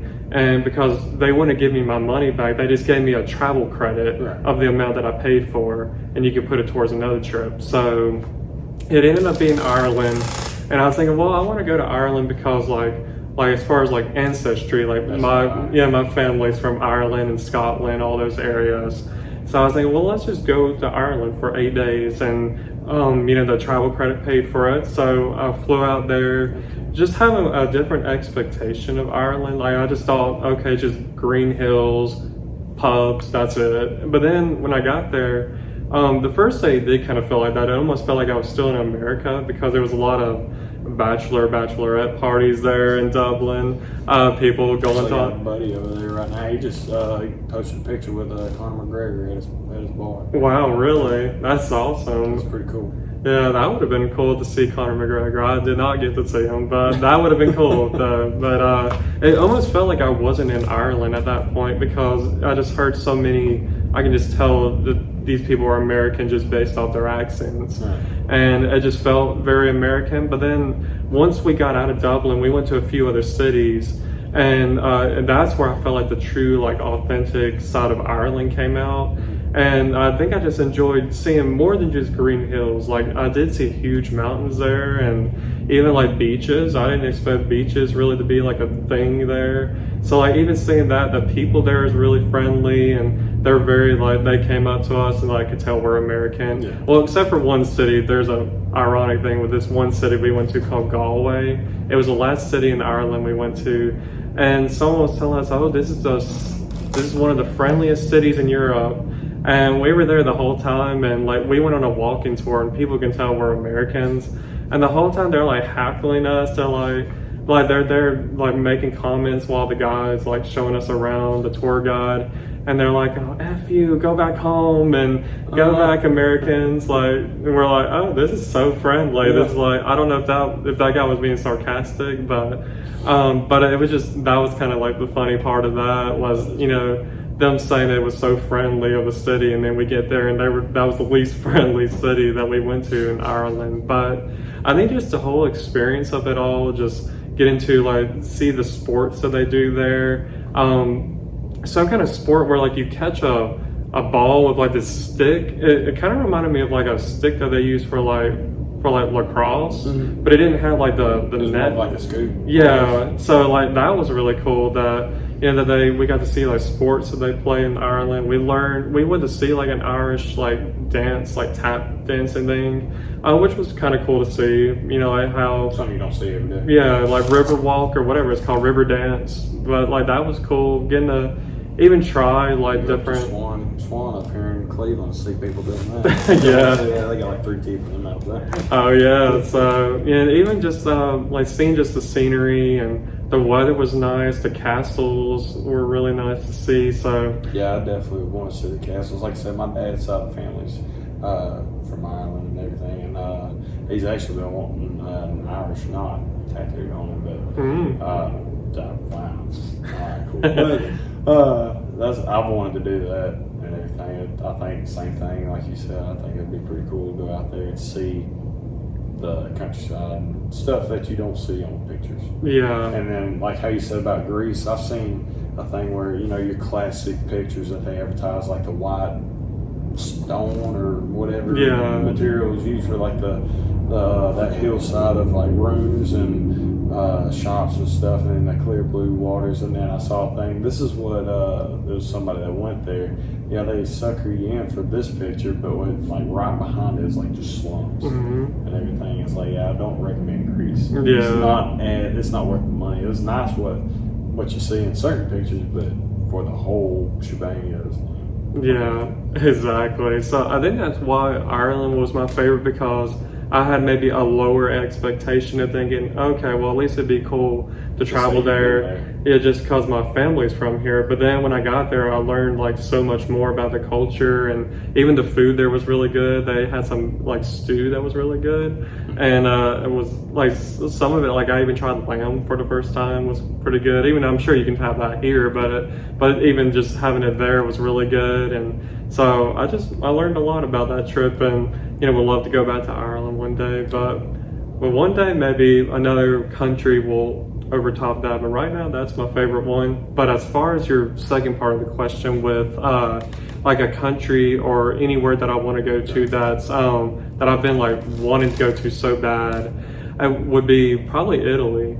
I think I would love to go to Italy. Like I know I always say it in my head, which like I know it may or may not ever happen, but like I would love to go to Italy for like my honeymoon. But then I was thinking, well, you got to have a wife, and what if you never have a wife? So it's like, don't put that in your head. Just go to Italy when you can. But there's so many places in Italy that I want to see. There's so many different cities, like of course Rome. There's like Naples. There's Venice, Florence. There's so many different cities there that I would love to see, and just seeing like the architecture is like the main thing, and the food. That's what I would love to have, because I love Italian food. And even this fake Olive Garden Italian food. Like I even love that. And so like I just would love to have the true like authentic Italian food. So that's probably my number one. I'm definitely right there. Like people at work, they're like, "Dang, you're having noodles." Yeah, I love noodles. Like even though it's not like real Italian. Carb days every day. Yes, exactly. Carb, I don't care. Noodles. I like noodles. Yeah, they even got some good food. The Italians. Shout out to the Italians. Oh, yeah. So yeah, that is probably my favorite country. But if I had to choose a state that I haven't been to yet, because I've been to 39 states so far. Have I? Yeah, 39. I was just making sure, because I know later this year I'm going to 2 more. I'm going to Montana and Idaho in September. I'm a little jealous of you going to Montana. I know this is your question. I extremely bad. I want to go to Wyoming and Montana. I would love to just pack up. Sorry, family. Sorry, everybody. I'd love to go there. Yeah. Just the scenery. Like, I don't do good with the cold. Yeah. I'd put up with it. I'd like to, I was telling my wife probably last year, I'd like to just pack up and take my truck and just go for a week, just a week road trip. Like, that's our main goal, is just to go to Montana and Wyoming. Yeah. And everything.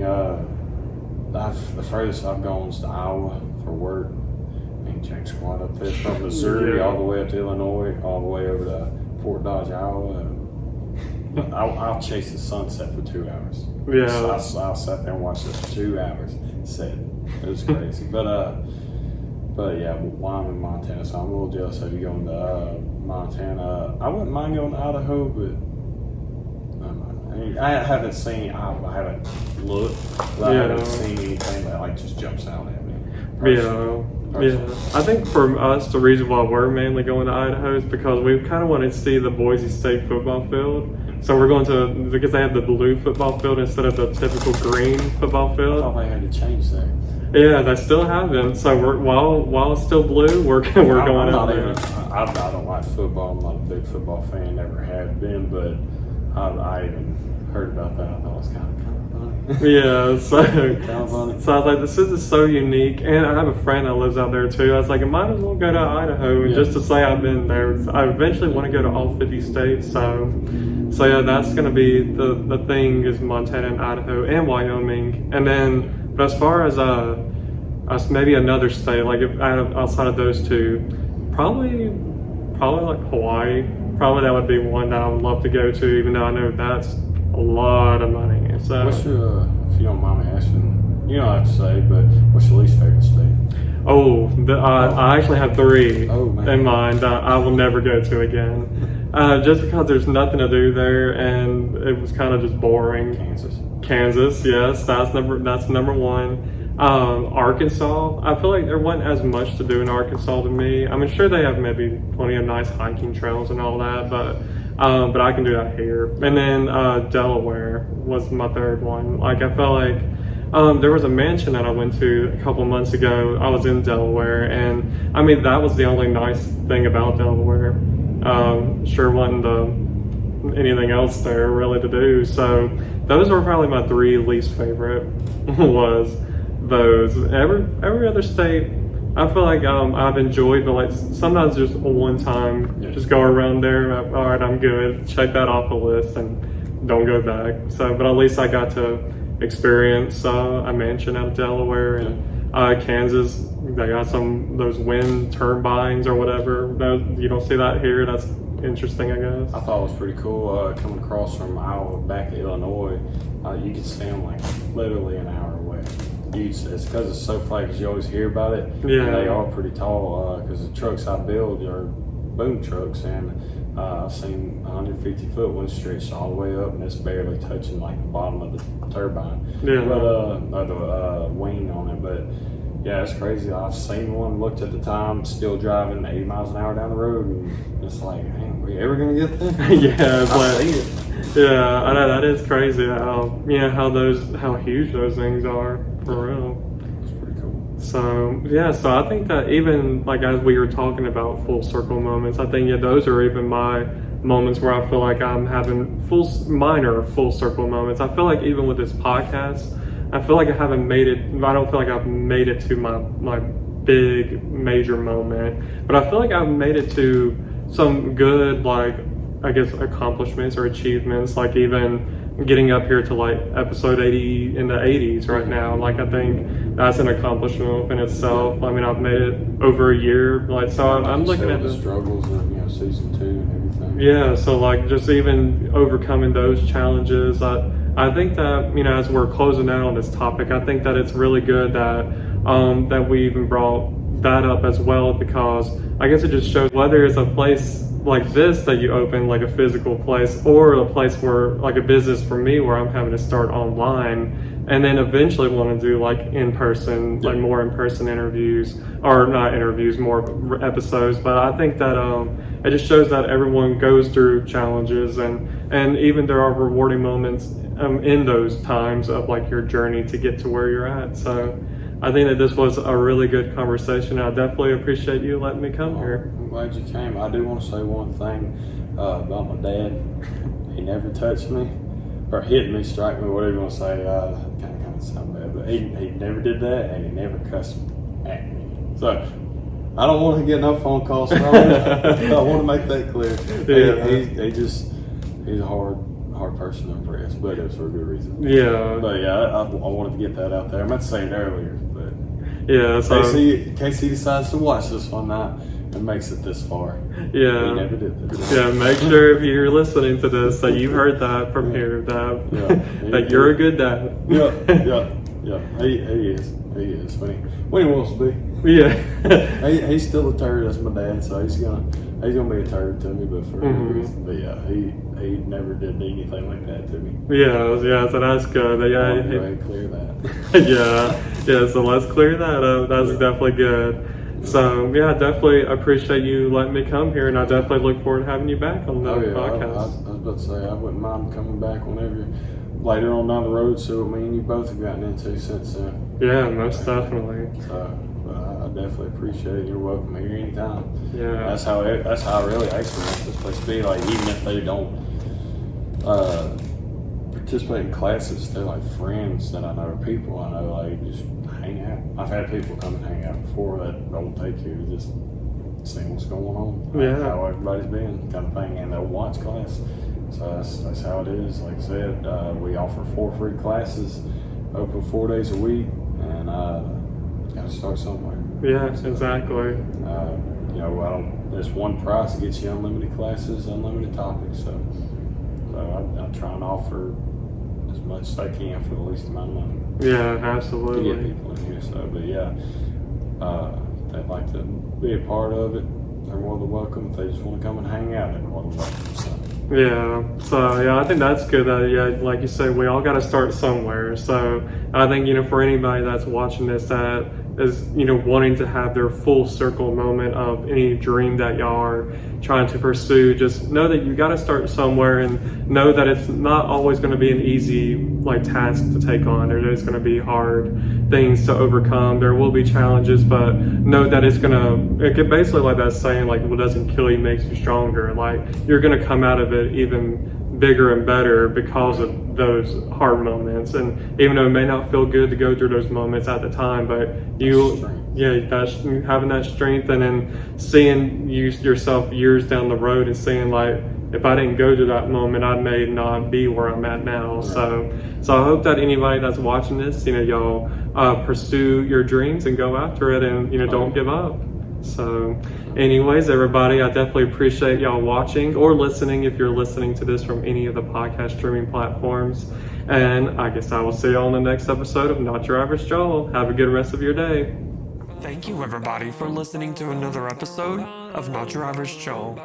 You should know the drill by now, but just in case if you don't, my podcast is available not only on YouTube, but also on most podcast streaming platforms, my Instagram page at Not Your Average Joel Podcast, and I'll also have a website that you can visit at NotYourAverageJoelPodcast.com. My episodes will be coming out every Wednesdays going forward, so be sure to come back next Wednesday for a new episode.